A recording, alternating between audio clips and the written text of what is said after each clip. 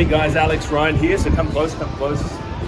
I want to show you, there's a common question we get asked a lot is the sizing of your Amazon packages. You know, how big should your product be in terms of what you sell on Amazon, right? Now, furniture, you don't want to do furniture, right? I've done furniture before, I've been involved in bigger stuff. I've consulted actually on a lot of big containers for clients, 20 footers, 40 foot high queues, right? As an Amazon seller, you do not want to be involved at all with big containers. Now,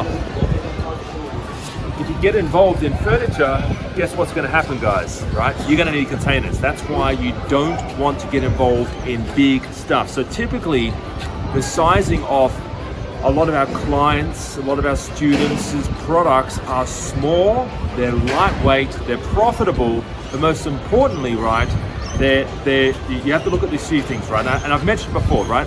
Lightweight, profitable, they've got to meet no more than 100 reviews. There's certain parameters that are set, right? But you do want to keep it as small and as tight as possible. And the reason being is if it's overweight or oversized, Amazon charges you more, all right? So you don't particularly want to jump on big items. Now, I have got clients who are doing bigger items or heavier items, right?